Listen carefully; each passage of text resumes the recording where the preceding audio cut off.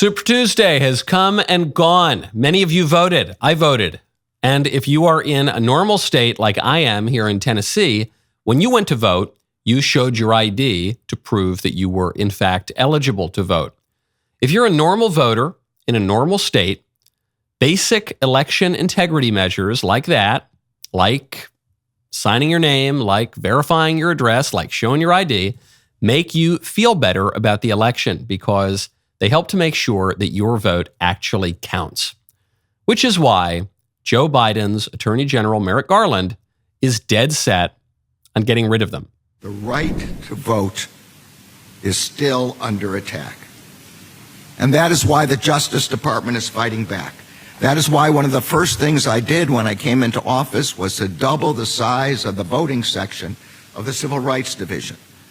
That is why we are challenging efforts by states and jurisdictions to implement discriminatory, burdensome, and unnecessary restrictions on access to the ballot, including those related to mail-in voting, the use of drop boxes, and voter ID requirements.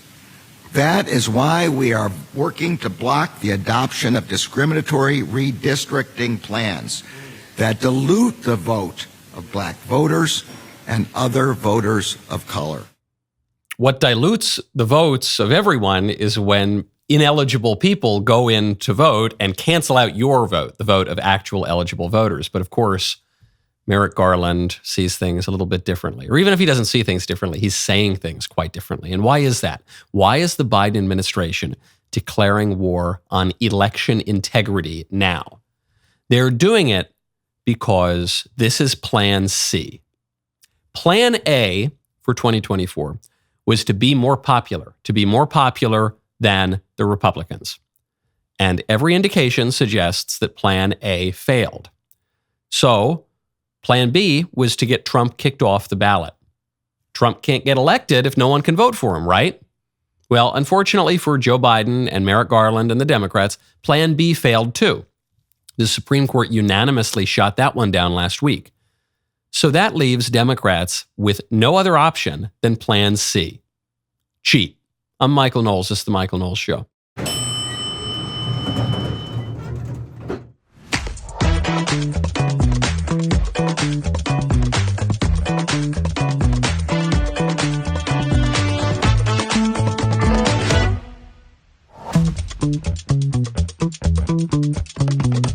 Welcome back to the show.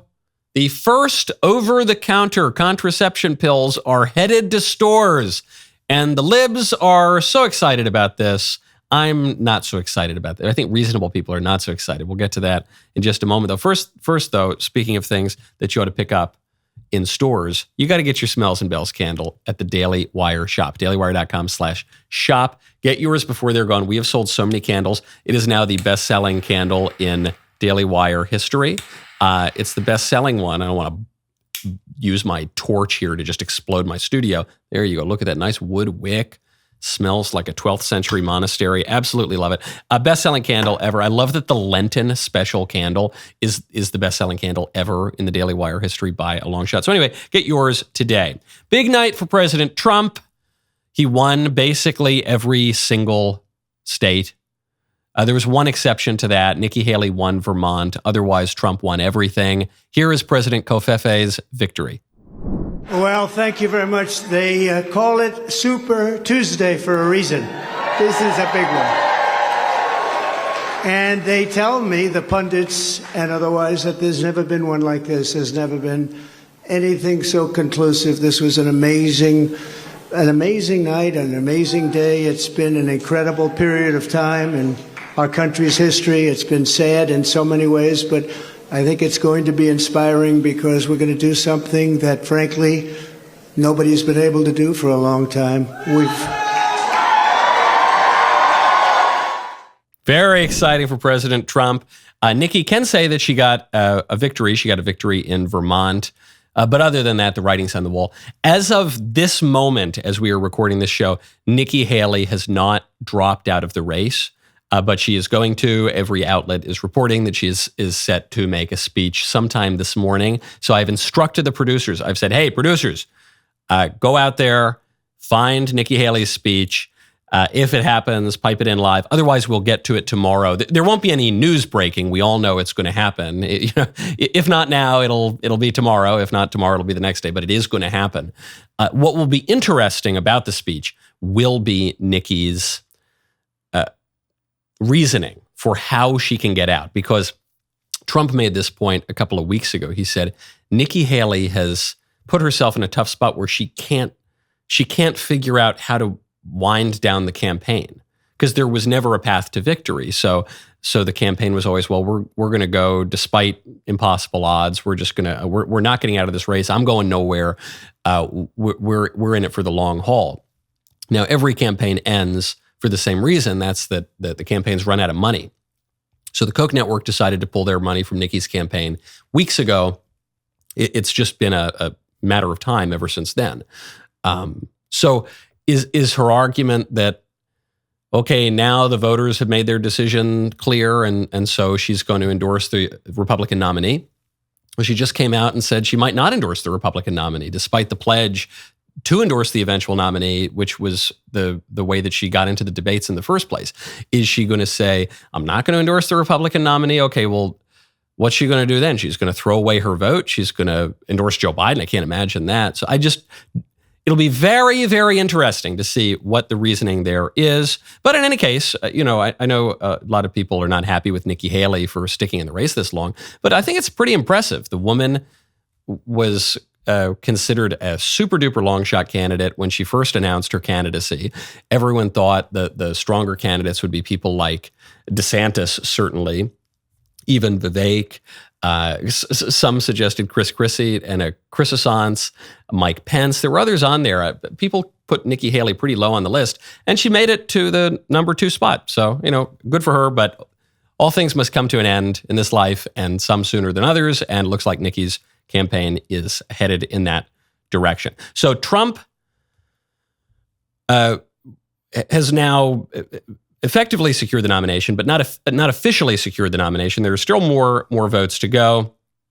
The Super Tuesday contests awarded more than 1/3 of the Republican delegates, which means that they awarded more than 70% of the number of delegates that you need to secure the nomination. In his speech, you heard a part of it there. I don't even think he mentioned Nikki Haley. So it is over. Turning to the Democrat side of the presidential contest, Joe Biden did fine because he's the incumbent and he theoretically should be running unopposed. But there was another Democrat candidate who did shockingly well last night in the primaries, and that candidate was Uncommitted.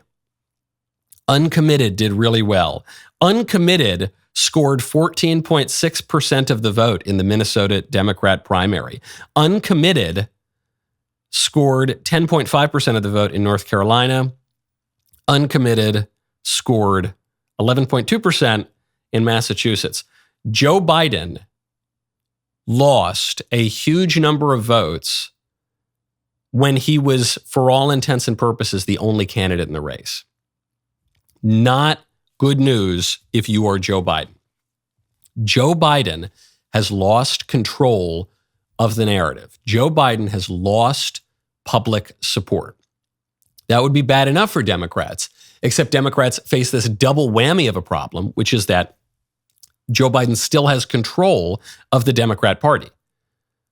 So if it were merely that Joe Biden, he had been doing well, he was the leader of his party, but then he's lost control. So, okay, the Democrats are going to come in and replace him with Gavin Newsom or with Kamala Harris, could you imagine? Or with Susan Rice or somebody else. That would be one thing, but they can't do that.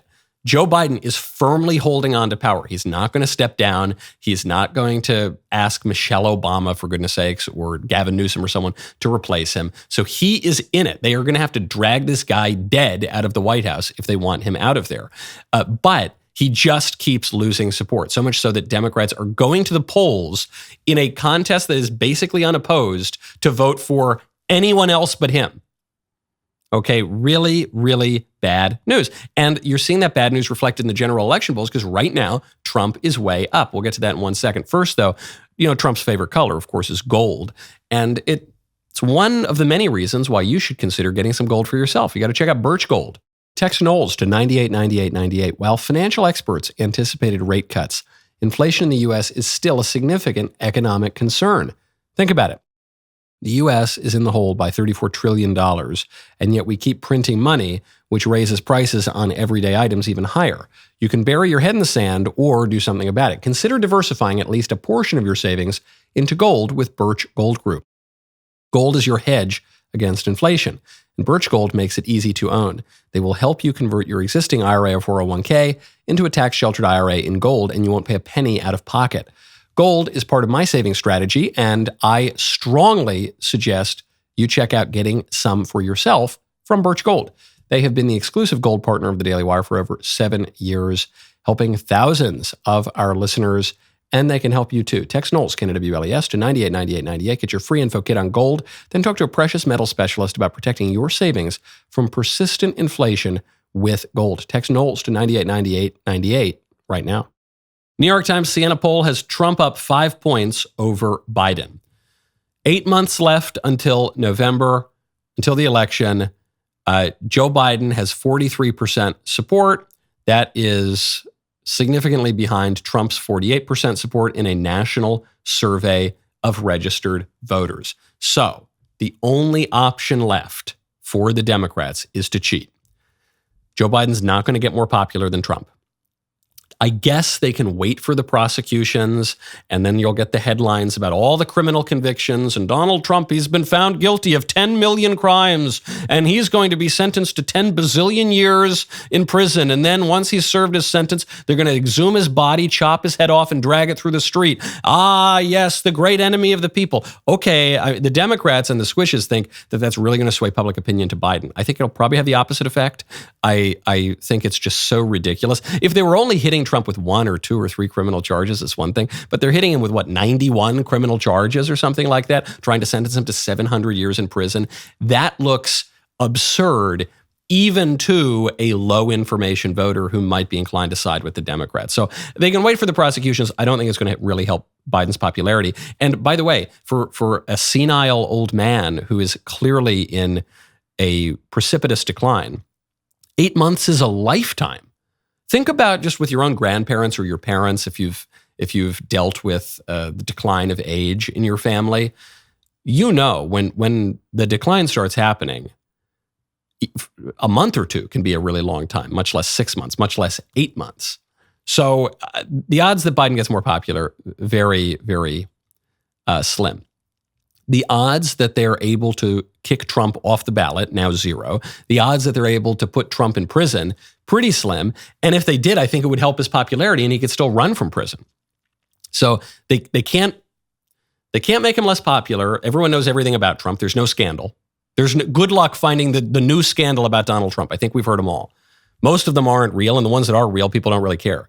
There's no way to disqualify him. So the only option left is to cheat. So they're going to go after voter integrity measures. They're going to go after voter ID. They're going to try to spread out those ballot drop boxes so that you can't really keep an eye on them. They're going to try to drag out the voter count just like they did in 2020. They're going to use all sorts of shady Democrat money like the Zuck bucks that went in to move those ballot drop boxes away from the county clerk offices. In some cases, it was illegal. They're going to try everything. It's going to be spaghetti at the wall because there's the plan A and the plan B just did not work. Now, there's another wild card in the race, and that would be Bobby Kennedy Jr. So, Bobby Kennedy Jr., his father ran for president and was assassinated while running. His uncle was the president, was assassinated while president. Joe Biden, I think, still won't give this guy Secret Service protection. That's not a good look either. But Bobby Kennedy was running in the Democrat primary, but he's got some appeal to conservatives. He's an old-timey kind of Democrat, a 1960s kind of Democrat. He's still a big liberal, but the country's moved so far to the left that some conservatives now are happy with 1960s liberalism. Not me, but some people on the right are. And because Bobby Kennedy was right during COVID. So because Bobby Kennedy has this strong focus on vaccines, and for decades now he's said that vaccines are not particularly safe, during COVID, he was so skeptical of Big Pharma and the medical industry, that he turned out to be proven true in his skepticism, proven correct in his skepticism. So a lot of right-wingers like him for that. Anyway, he was going nowhere in the Democrat primary. He was polling 20%, but that seemed to be the ceiling. And the party, because the Democrat Party has much more control over its nomination process, they weren't going to let him go anywhere. You saw how unfairly they treated Bernie Sanders back in 2016. It was going to be that times 20 with Bobby Kennedy. So then Kennedy decides to run as an independent candidate because he was pulling a lot of right-wing voters anyway. Now, however, the reports are that Bobby Kennedy is looking to be the Libertarian nominee for president. So according to Ron Nielsen, who was the campaign manager for the 2012 and 2016 Libertarian Party presidential nominee, he says there's a lot of buzz going on. There's a lot of interest in Bobby Kennedy. If he were to say that he were to accept the nomination of the Libertarian Party, that would probably change a lot of heads. There are people within the Liberty movement that would like to help him.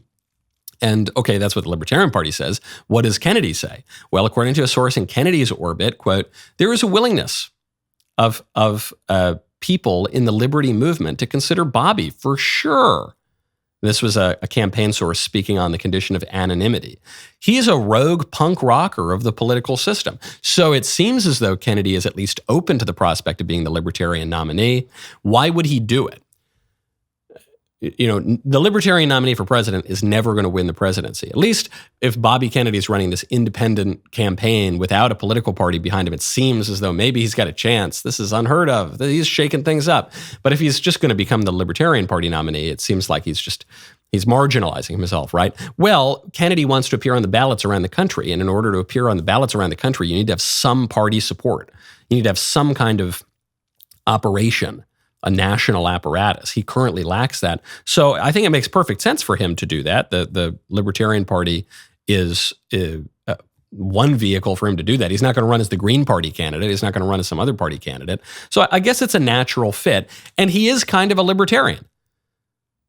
The 1960s liberals are kind of libertarians today. I mean, libertarians are a very broad group, and I mean, no disrespect. They're the kind of internet lolbertarians who are basically just neoconservatives who like to do drugs. And then there are the more hardcore, principled libertarians who, have miniguns on their ranches and, are willing to start firing anytime even a county-level government agent pops up anywhere on the horizon. So it's a big tent, I guess you would say, for the libertarians. But it's a natural fit, and Bobby Kennedy's not going to be president anyway, so might as well get as many votes as he can, as far as I'm concerned. But again, still a losing proposition. I like it because I think he'll pull more votes from Biden than he will from Trump. That's been my contention the whole time, and the polls seem to have proven me to be correct, much as I hate to say I told you so. So okay, happy to do it. Good for the libertarians, good for Bobby Kennedy, but most especially good for the conservatives and Trump. Fine by me. Speaking of libertinism, the first over-the-counter contraception pill is headed to stores. This announcement came yesterday. This is from the manufacturer Perrigo and says that the drug called Opill is in transit to major retailers and pharmacies, which will make it much easier to get birth control pills. Now, some people are going to like this. The libertarians are going to like this, probably. The liberals are really going to like this. Even some self-styled conservatives are going to like this. They're going to say, oh, well, why do we need a prescription for this kind of pill? A lot of people use it. They're just cutting back the red tape. Might as well let people buy it across the counter. Okay. My question is, what good does this do? What is the good that can come of this?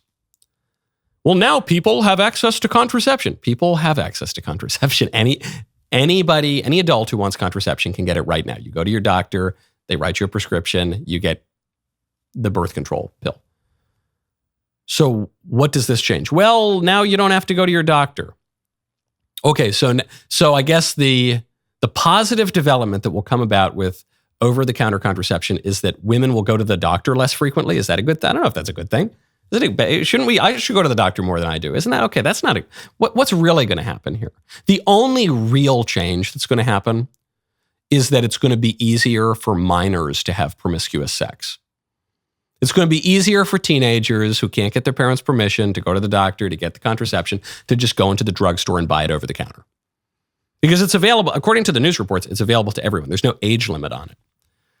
So that's really what this is about. The only social change that will come about as a result of over-the-counter contraception is that minors will have an easier time having promiscuous sex.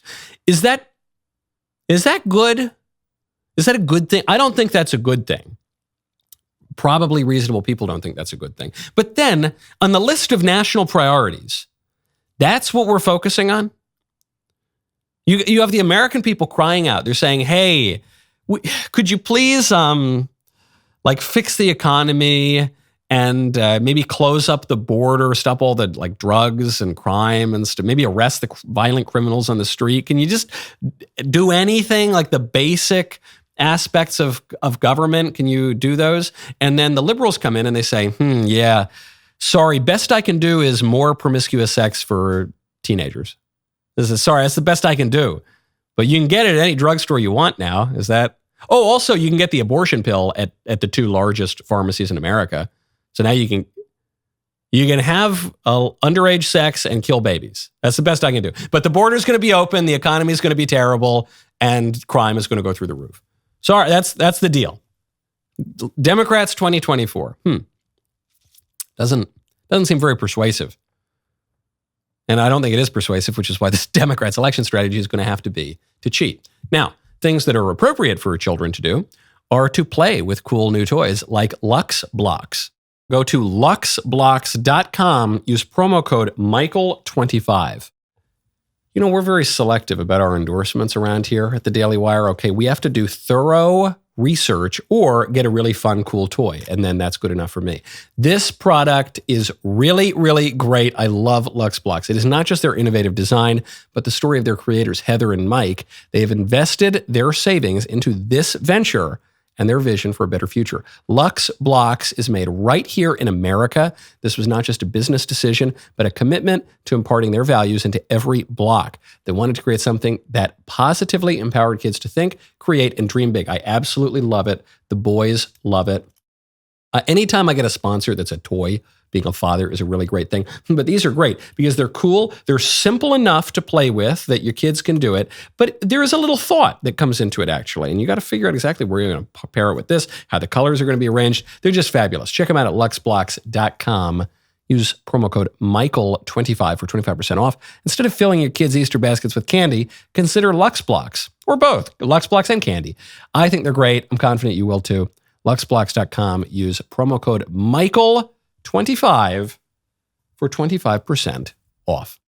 This sex stuff is becoming a big issue. It might be the big issue for the Democrats in 2024. Sometimes people accuse me of spending too much. I'll say 3 times a week, maybe, 4 times a week. I'll mention some weird sex political story. I'm not the one who writes the news stories.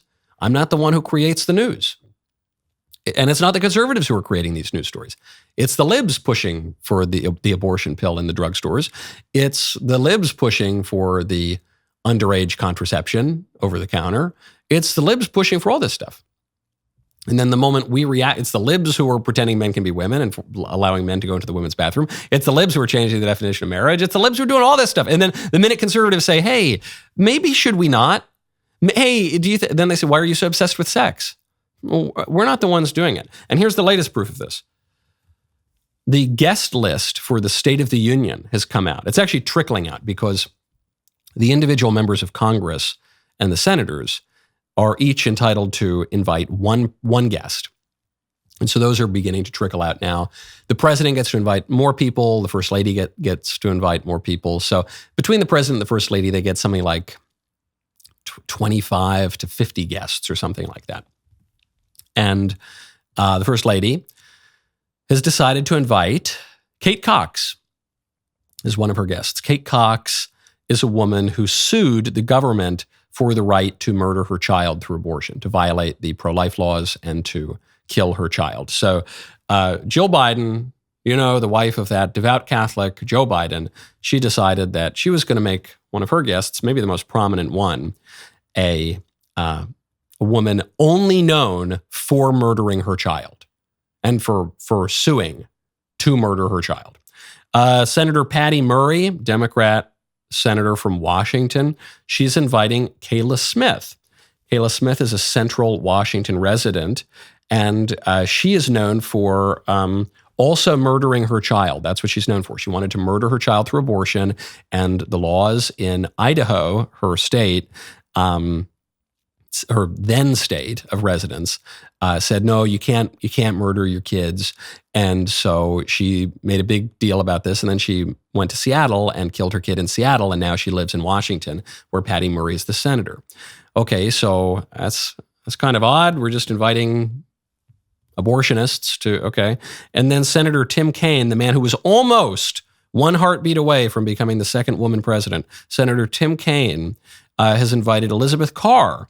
Elizabeth Carr is the first person to be born via in vitro fertilization. So now you're seeing a broadening out, not just of abortion or contraception, but a broadening out of this sexual revolution to include the commodification of human beings through IVF. And so the first person born via IVF, I think, was born in the late 70s. I think it was 1978.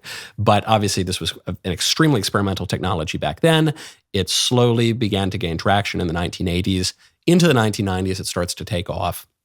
But only recently has it become a major, major political issue because, in particular, because of the redefinition of marriage and the loosening of what remained of the sexual mores, to the point that now IVF is not merely used by couples who are having trouble conceiving naturally, so they go to the doctor and they go through this novel technological treatment, but now it's also two dudes who just, as a matter of nature, can't conceive a child together. They'll go shopping in a catalog, they'll find a woman, they'll purchase her eggs, then they'll find another poor woman, they'll rent her womb for a little bit, then they'll hire a doctor, they'll hire a scientist, and then they'll purchase a child made to order in a laboratory, and then the child will gestate using the egg of the mother that he will never meet. The child will be intentionally deprived of that mother, and then growing in the womb of this woman that has been paid just to be a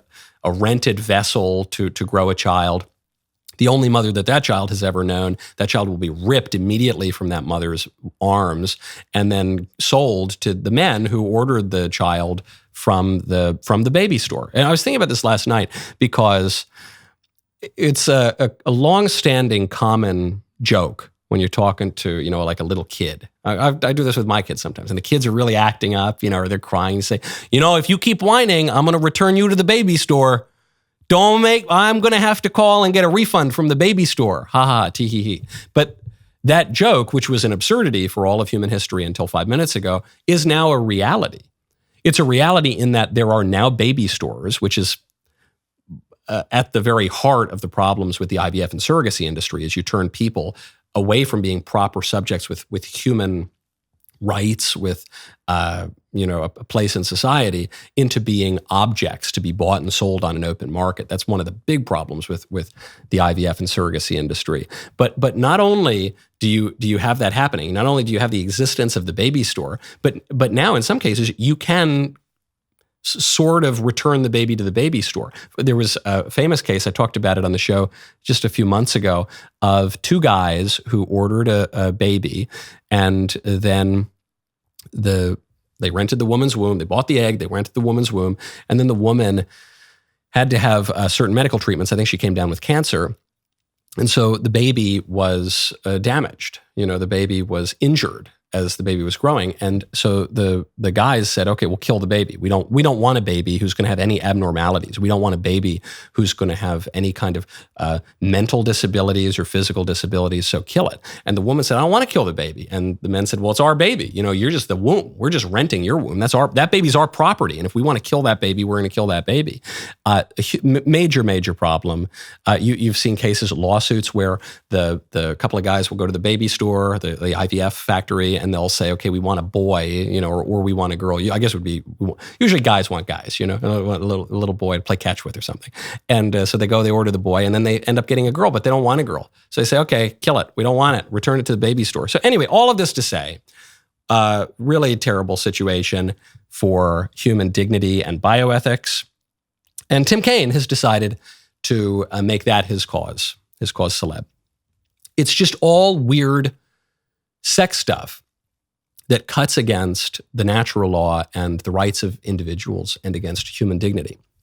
Now, there's a kind of a fun announcement that I get to make here amid all this terrible news, which is that I will also be attending the State of the Union. I'm really honored to say I was invited by my Congressman Andy Ogles. I will be his guest at the State of the Union.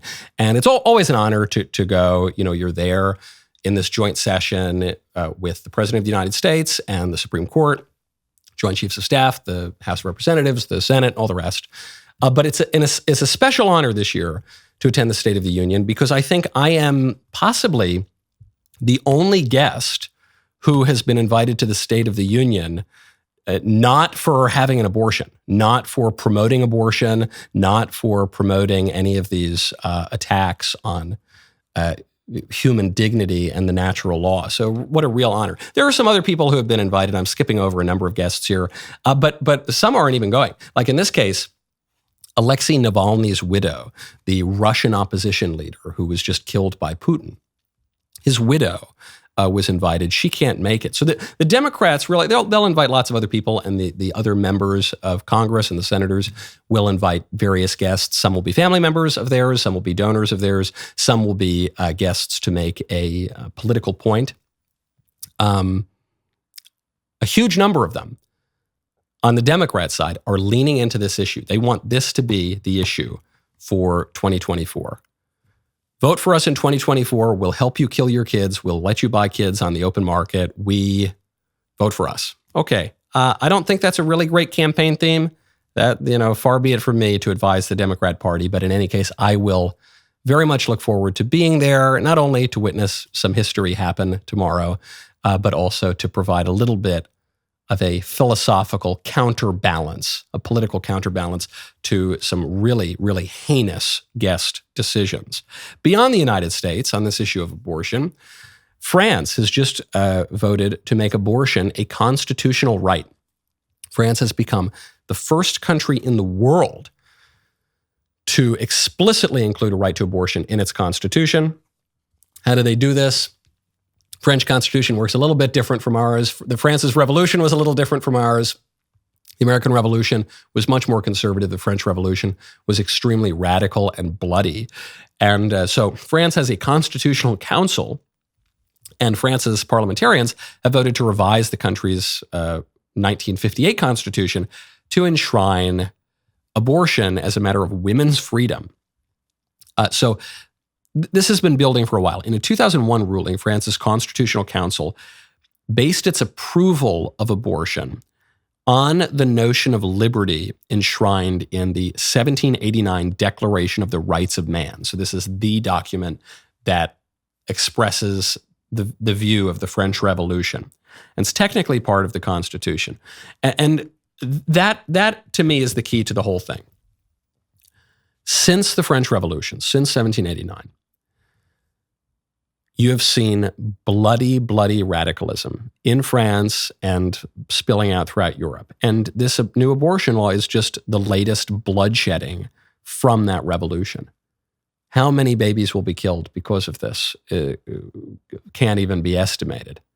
But this is part of the revolution, I mean, I won't sing the French national anthem in French because my French isn't very good. But it's right there in the lyrics. Her bloody standard has been raised. Do you hear in the countryside the roar of those ferocious soldiers? They come right into your arms to tear the throats of your sons. This is the lyrics of the French national anthem.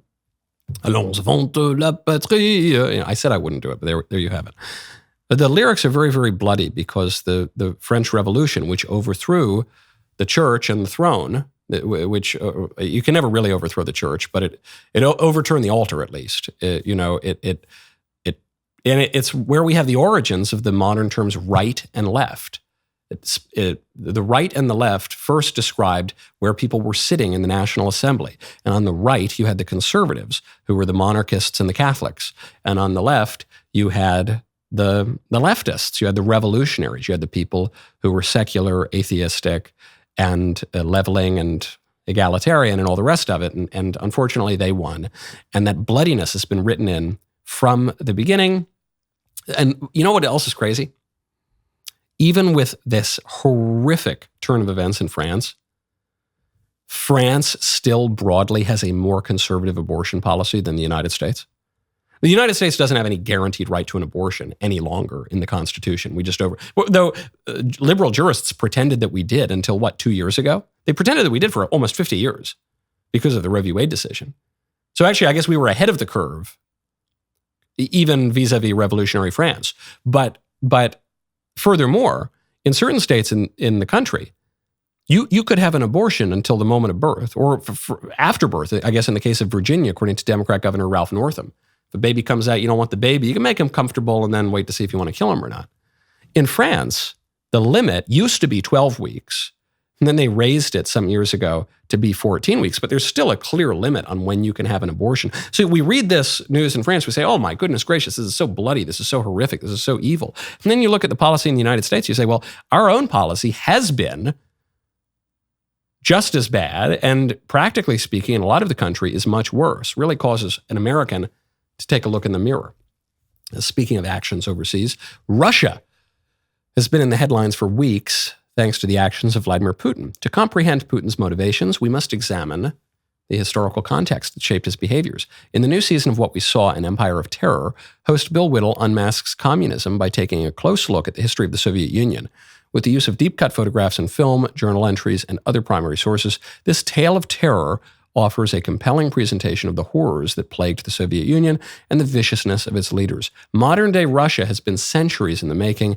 This series will give you a better understanding of its history, as well as the communism that threatens our homeland. Watch episode 1, streaming now on DailyWire Plus. If you're not a DailyWire Plus member, go to dailywire.com/subscribe to become a member today.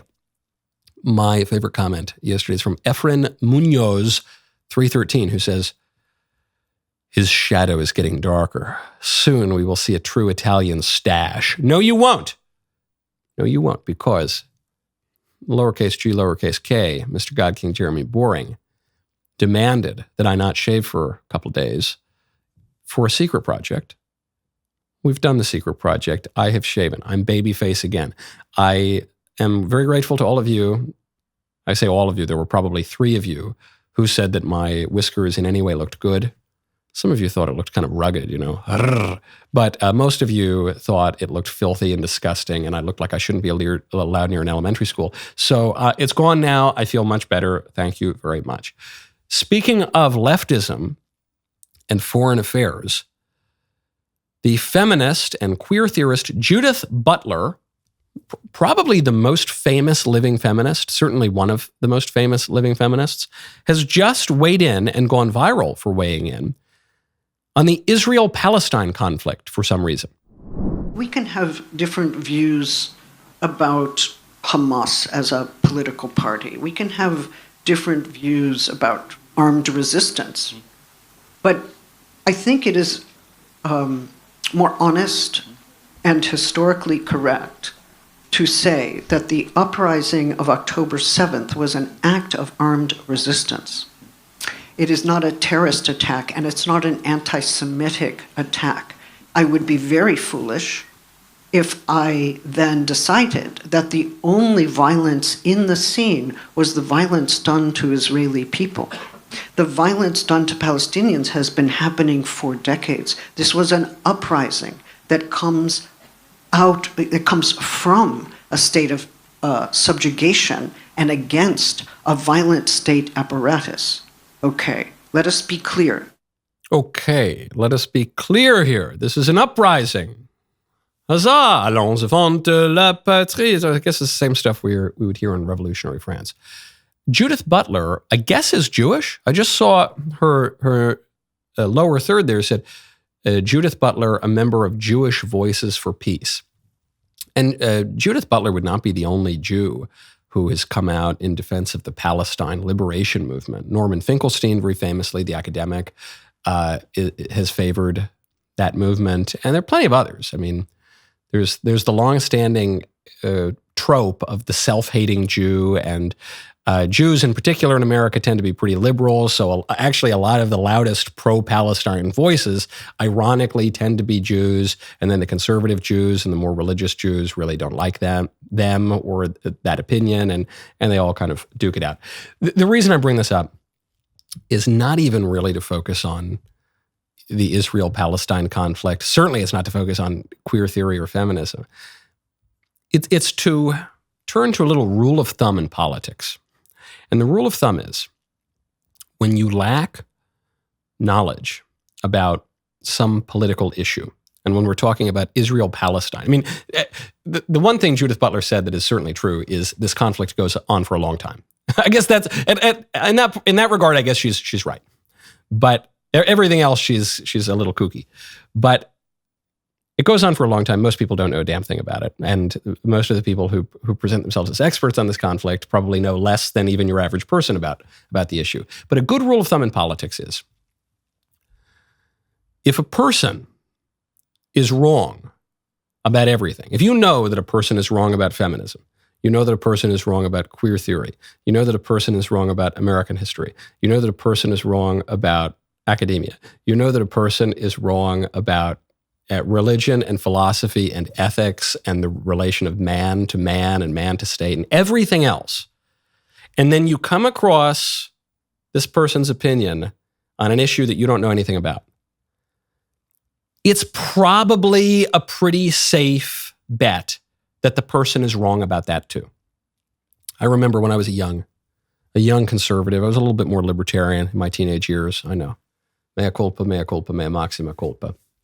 But I would think, the Republicans, they're right about so much.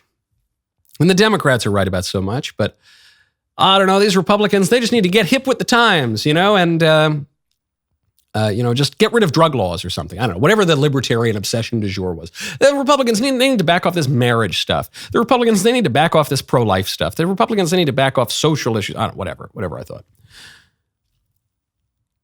Something you learn over time is, if all these people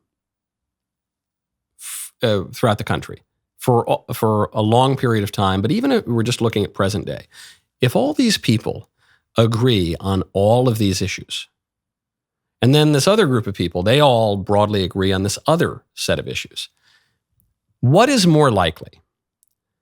That the two groups of people have arrived at a basically coherent kind of set of beliefs deriving from a basically kind of coherent set of first principles? Or that you just figured out why they're totally wrong and you're going to rejumble all of those political alliances? Because, the Republicans and the Democrats, they just don't really understand that actually on marriage they should be flipped, or on drugs they should be flipped, or on this or that or the other. What is more likely? That all the people, all the really smart people, even some of the dumb people, all of them are just totally wrong and you alone are right, or that maybe you just haven't thought through this issue. And if you did think through it enough, you would probably come to the conclusion that your compatriots did. This is a rule of thumb. It's an informal logical fallacy. I'm not saying this is a totally slam dunk way of thinking, but we need rules of thumb. We need little quick, we can't write a 20-page research paper for every decision we want to make throughout the day. When you notice that AOC and Judith Butler and BLM and all the libs and all these and your purple-haired lesbian cousin who hates America and thinks that she's a man or whatever, when they're all on this one side of this issue that maybe you don't even care that much about and you don't really know anything about and it doesn't seem to affect you, that it seems to me, at least, a pretty good bet that the other side is the preferable one, if you have to get involved in the issue at all. Now, speaking of threats and foreign policy, there is a new bill that is up in the House of Representatives. I think this is a brilliant bill, very important bill. It's called the Laken Riley Act. The Laken Riley Act is a bill that would require the Secretary of Homeland Security to take into custody illegal aliens who have been charged in the United States with theft. Why theft? Who's Laken Riley? Laken Riley is that university student who was murdered allegedly by an illegal alien. Why theft here? You could see why and say, well, okay, that they have to take into custody illegal aliens who murder people. I'm not even sure that those guys always get sent to prison. But why theft? Well, it's because this guy, the man who allegedly murdered Laken Riley, illegal alien arrested after entering the country illegally in September of 2022. Fast forward to 2023, the guy gets arrested in Queens, New York, for endangering a 5-year-old son. 5-year-old son was arrested, or the 5-year-old son rather, was riding on the back of a moped without a helmet. That's not good. That's according to the New York Post. Then, about a month after this arrest in New York, he and his brother were accused of stealing from a Walmart in Athens, Georgia. So you're noticing a pattern here. He just keeps getting arrested, keeps getting released. When he gets arrested for shoplifting, he's given a little citation for misdemeanor shoplifting, and he's let go. And then, allegedly, he murders this poor girl.